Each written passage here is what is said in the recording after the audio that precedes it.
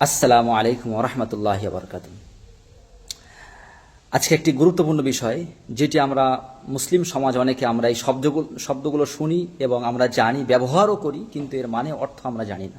যেমন হযরত আলাইহিস সালাম, সাল্লাল্লাহু আলাইহি সাল্লাম, রাদিয়াল্লাহু আনহু, রহমতুল্লাহ আলাইহি, রাহিমাহুল্লাহ, হাফিজাহুল্লাহ, মাদ্দাদুল্লাহ আলী, দামাত বারকাতুহুম, মারহুম মাওলানা হাফেজ কারি, মুহাদ্দিস সাহেব, মুফতি, এইরকম শব্দ আমরা জানি, কিন্তু এর অর্থ এবং কাদের ক্ষেত্রে ব্যবহার হয় আমাদেরকে অনেকের জানা নেই। তো আলহামদুলিল্লাহ, যদি আপনারা ভিডিওটা সম্পূর্ণ দেখতে থাকেন তাহলে পুরো বিস্তারিত কিছুটা হলেও আলহামদুলিল্লাহ বুঝতে পারবেন।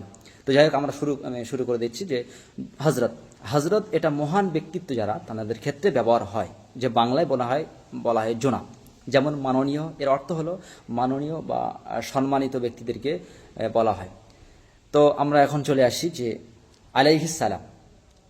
আলাইহিস সালাম হলো যে নবী আলাইহিস সালাম, হযরত আদম আলাইহিস সালাম থেকে নিয়ে আমাদের নবী পর্যন্ত যত নবী এসেছেন তাদের ক্ষেত্রে এটা ব্যবহার হয় আলাইহিস সালাম, বা ফেরেশতাদের ক্ষেত্রে ব্যবহার হয়। যেমন আমরা বলি যে হযরত মূসা আলাইহিস সালাম, এটা ব্যবহার হয়। হযরত জিবরাইল আলাইহিস সালাম এবং হযরত আলাইহিস সালাম, এটা হলো পুরুষদের ক্ষেত্রে আলাইহিস সালাম ব্যবহার হয়, অর্থাৎ আল্লাহ, তার উপরে আল্লাহর শান্তি বর্ষিত হোক। এবং যখন আমরা কোনো মহিলাদের নাম নেব, আলাইহাস সালাম বলবো। যেমন হজরত মারিয়াম আলাইহাস সালাম, হজরত আসিয়া আলাইহিস সালাম, এরকম আমরা ব্যবহার করি। ওই জন্য আমরা মহিলাদের ক্ষেত্রে আলাইহাস সালাম ব্যবহার করব এবং পুরুষদের ক্ষেত্রে আলাইহিস সালাম। এবং যখন আমরা অনেক নবীর নাম নেব একসাথে, তখন হুম ব্যবহার করব। যেমন আনবিয়া আলাইহিমুস সালাম, এসব মানে হলো তার উপরে আল্লাহর শান্তি বর্ষিত হোক। যেমন নবীগুন আলাইহিমুস সালাম বলেছেন, অনেক নবী বলেছেন। ওই জন্য জমা অর্থাৎ বহু বচনের ক্ষেত্রে হুম ব্যবহার হয়, এটা আমরা লক্ষ্য রাখবো। এবার আমরা চলে আসি সাল্লাল্লাহু আলাইহি সাল্লাম। সাল্লাল্লাহু আলাইহি সাল্লাম, যেহেতু এটা রাসূলুল্লাহ সাল্লাল্লাহু আলাইহি সাল্লামের জন্য দরুদ, ওই জন্য আমরা এটা দরুদ। আল্লাহ পাক সূরা আহজাবের 56 নম্বর আয়াতে বলেছেন, 56 নম্বরে, ইয়া আইয়ুহাল্লাযিনা আমানু সল্লু আলাইহি ওয়া সাল্লিমু তাসলিমা। হে মুমিনগণ, তোমরা হে মুমিনগণ, তোমরা নবীর জন্য দরুদ ও সালাম পড়ো। যেহেতু আয়াত নাজিল হয়ে গেছে, এই জন্য এই সাল্লাল্লাহু আলাইহি সাল্লাম, এটা রাসূলুল্লাহ সাল্লাল্লাহু আলাইহি সাল্লামের জন্য খাস, অন্য কারোর জন্য না, এটা দরুদ। ওই জন্য সহিহ আর একটা হাদিস এসছে, বহু হাদিস রয়েছে আমরা লক্ষ্য করলে। আমি একটা হাদিস বলছি, সহিহ মুসলিম 408 নম্বর হাদিস। হযরত আবু হুরায়রা রাদিয়াল্লাহু আনহু থেকে বর্ণিত, রাসূলুল্লাহ সাল্লাল্লাহু আলাইহি সাল্লাম বলেন, রাসূলুল্লাহ সাল্লাল্লাহু আলাইহি সাল্লাম বলেছেন, যে ব্যক্তি আমার উপরে একবার দরুদ পড়বে, একবার, আল্লাহ তাআলা তার উপর 10টি রহমত বর্ষণ করবেন। ওই জন্য দরুদ থেকে আমরা মাহরুম কেউ হব না। রসুলের নাম শুনলে আমরা দরুদ পড়ব, এটা রাসূলুল্লাহ সাল্লাল্লাহু আলাইহি সাল্লামের জন্য খাস, আর কারোর জন্য না। অর্থাৎ যেমন একটা মশলা এখান থেকে বলে দিই, যে প্রত্যেক মুসলমান নরনারী মৃত্যুর আগ পর্যন্ত রাসূলুল্লাহ সাল্লাল্লাহু আলাইহি সাল্লামের জন্য দরুদ পড়া হলো, একবার হলেও পড়া ফরজ, একবার পড়তেই হবে প্রত্যেক মুসলিম নরনারী। এবং নামাজের বৈঠকে দরুদ পড়া হলো সুন্নাতে মুআক্কাদা। এবং যখন কোনো মজলিস বা রাসূলুল্লাহ নাম শুনবো, যেখানে আমরা দরুদ পড়া ওয়াজিব। যখন আমরা নাম শুনবো তখন আমাদেরকে দরুদ পড়তেই হবে সাল্লাল্লাহু আলাইহি সাল্লাম, ওয়াজিব। আর যদি একাধিকবার একই জায়গায় বসে শুনি, তাহলে আমরা একবার আদায় করলে ওয়াজিব আদায় হয়ে যাবে, এবং বারবার পড়াটা হলো মুস্তাহাব। আর রাসূলুল্লাহ সাল্লাল্লাহু আলাইহি সাল্লামের প্রতি বেশি দরুদ পড়াটাই ভালো, সওয়াবের কাজ। যেহেতু অনেক হাদিস এ বিষয় রয়েছে, বললে ভিডিও লম্বা হয়ে যাবে, ওই জন্য আমি বলছি না।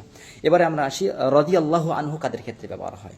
যেহেতু এটা সাহাবীদের ক্ষেত্রে ব্যবহার হয়, যে সমস্ত সাহাবাই کرام ইমানি হালতে রাসূলুল্লাহ সাল্লাল্লাহু আলাইহি সাল্লামকে দেখেছেন এবং মৃত্যুবরণ করেছে ইমানি হালতে, তাদের ক্ষেত্রে রাদিয়াল্লাহু আনহু ব্যবহার হয়। অর্থাৎ আল্লাহ তাআলা এই বিষয়ে কোরআনে আয়াত নাজিল করেছেন, রাদিয়াল্লাহু আনহু ওয়া রাদু আনহু, সাহাবীদের ব্যাপারে। ওই জন্য আল্লাহ তাআলা বলেছেন, এটা আল্লাহ তাআলা তার উপরে, তার প্রতি সন্তুষ্ট হয়েছেন, অথবা তাদের প্রতি সন্তুষ্ট হয়েছেন, এর অর্থ হলো। এবং এটি সাহাবীদের ক্ষেত্রে ব্যবহার হয়। পুরুষ সাহাবীদের ক্ষেত্রে ব্যবহার হয় রাদিয়াল্লাহু আনহু, এবং মহিলা সাহাবীদের ক্ষেত্রে ব্যবহার হয় রাদিয়াল্লাহু আনহা। যেমন হযরতে উম্মুল মুমিনিন আয়েশা সিদ্দিকা রাদিয়াল্লাহু আনহা, হযরতে আবু বকর সিদ্দিক রাদিয়াল্লাহু আনহু। এবং আমরা যখন একাধিক সাহাবীদের নাম নেব, তখন আমরা বলবো রাদিয়াল্লাহু আনহুম ব্যবহার করব। এটা জামা সিগা, অর্থাৎ বহু বচনের জন্য হুম ব্যবহার হয়, এটা আমরা ব্যবহার করব। এবার আমরা চলে আসি রহমতুল্লাহ আলাইহি। রহমতুল্লাহ আলাইহি, আল্লাহ তার প্রতি রহম করুন অথবা তার উপরে রহমত বর্ষিত হোক। রহমতুল্লাহ আলাহে বা রহেমাহুল্লাহ একই অর্থ, দুটোর একই অর্থ শব্দের, এবং এটি মূলত মৃত ব্যক্তিদের জন্য, বুজুর্গানের দিনের জন্য ব্যবহার হয়। ওই জন্য যেমন আমরা বলি ইমাম আবু হানিফা রহমাতুল্লাহ আলাইহে, ইমাম শাফি রহেমাহুল্লাহ, এটা আমরা মৃত ব্যক্তির জন্য ব্যবহার করে থাকি। তো ওই জন্য এটা যেহেতু মৃত ব্যক্তিদের জন্য প্রয়োজন রহমতের, ওই জন্য আমরা রহমাতুল্লাহ বা রহমাহুল্লাহ বলি। এবার আমরা আসি যে হাফেজাহুল্লাহ কাদেরকে ব্যবহার করা হয়। হাফেজাহুল্লাহ মানে হলো আল্লাহ তাআলা তাকে হেফাজত করুক। এটা মূলত বুজুর্গানের দিন আলেম ওলামা, হাক্কানি আলেম ওলামা যারা জীবিত আছেন, এই জীবিত ব্যক্তিদের ক্ষেত্রে এটা ব্যবহার হয়। হাফেজাহুল্লাহ, আল্লাহ তাআলা তাদেরকে হেফাজত করুক। যেমন আমরা বলি জনাব হযরত মাওলানা তাকি উসমানী সাহেব হাফেজাহুল্লাহ, আল্লাহ তাআলা তাকে হেফাজত করুক, ব্যবহার হয়। দামাত বারকাতুহুম, আল্লাহ তাআলা তার কল্যাণসমূহ স্থায়ী রাখুক, এটা আমরা দামাত বারকাতুহুম, এটা আমরা জীবিত ব্যক্তিদের জন্য ব্যবহার হয়, যারা মহান ব্যক্তিত্ব, আল্লাহর ওলি মানুষ এবং বুজুর্গানের দিনে বড় আলিম, তাদের ক্ষেত্রে এটি ব্যবহার হয়। এবং মাদ্দাজুল্লাহ আলী মানে আল্লাহ ছায়াতলে দীর্ঘস্থায়ী করুক, এটিও বুজুর্গানের দিনের জন্য, জীবিত ব্যক্তিদের জন্য ব্যবহার হয়। মাদ্দাজুল্লাহ আলী। মারহুম শব্দটা হলো ইসমে মাফুল, অর্থাৎ রহমত প্রাপ্য। অনেক মৃত ব্যক্তির কবরে লেখা হয়, এগুলো লেখা মৃত ব্যক্তিদের কবরের উপরে লেখাটা সবার ক্ষেত্রে উচিত নয়। যেহেতু আমরা জানার কাছে গত বছরে বুখারী পড়েছিলাম, আমাদের সাহেব বলেছিলেন যে সাধারণ মানুষের ক্ষেত্রে এই মারহুম লাগানোটা উচিত নয়, কেননা সব যদি কবরে এরকম লাগানো হয়, ও কবর তাহলে পরবর্তী জেনারেশন মাটি দেবে কোথায়? ওই জন্য মহান ব্যক্তিত্ব জানারা তাদের ক্ষেত্রে লেখা হয় মরহুম মানে রহমত প্রাপ্য, কিন্তু আমি তো জানি না তিনি রহমত প্রাপ্য কি না, এই জন্য এই ক্ষেত্রটা ব্যবহার করা হয় না। যারা লিখবেন কবরে মরহুম শব্দটা, এটা বিশেষ করে আলেমদের কাছে পরামর্শ নিয়ে নেবেন, তারপরে লিখবেন। তো এই জন্য আমরা চলে আসি এবারে মাওলানা কাদেরকে বলা হয়। মাওলানা মানে হলো আমাদের কল্যাণকামী বন্ধু। মাওলা অনেক ব্যবহার হয়, বা আমাদের নেতা বলা হয় মাওলানা, যারা আমাদের জ্ঞান রাখেন মাওলানা। তো আমরা চলে আসি হাফেজ, এটা মাওলানা ব্যবহার হয়। হাফেজ যারা কোরআন রক্ষক, অর্থাৎ কোরআন মুখস্থ করেছে, হিফজ করেছে, হাফেজ, তাদেরকে হাফেজ বলা হয়। কারি, যারা কারি, এটা হলো ইসমে ফাইল, অর্থাৎ করা ফেল একরু কারিউন হলো ইসমে ফাইল, অর্থাৎ কোরআন পাঠকারী, যারা কোরআন মুখস্থ করেছেন এবং কোরআন পাঠকারীকে বলা হয় মূলত। এবং আমাদের মাদ্রাসা এবং খারিজি মাদ্রাসাগুলোতে যে একটা ডিগ্রি আছে, বিভিন্ন দেশে আছে কারি ডিগ্রি, যে ওই ডিগ্রি অর্জন করলে মূলত এটাই দেওয়া হয় যে কারি, এটাই তাদেরকে এই ব্যবহার করা হয় কারি শব্দটা। কারি মানে হলো পাঠক বলা হয়, ইসলাম মাফুল মানে হলো। ওই জন্য আমরা মুফতি, যারা ইসলামিক আইনজীবী এবং ফিকহ শাস্ত্রে জ্ঞান রাখেন এবং ফতোয়া ফারায়েজ মাসলার দিক থেকে অধিক জ্ঞান রাখেন, ফতোয়া দিতে পারেন। আমাদের খারিজি মাদ্রাসাগুলো থেকে এ বিষয়ে একটা ক্লাস রয়েছে, মুফতি ক্লাস, যারা পড়েন এবং এ বিষয়ে যোগ্যতা রাখেন তাদেরকে মুফতি বলা হয়।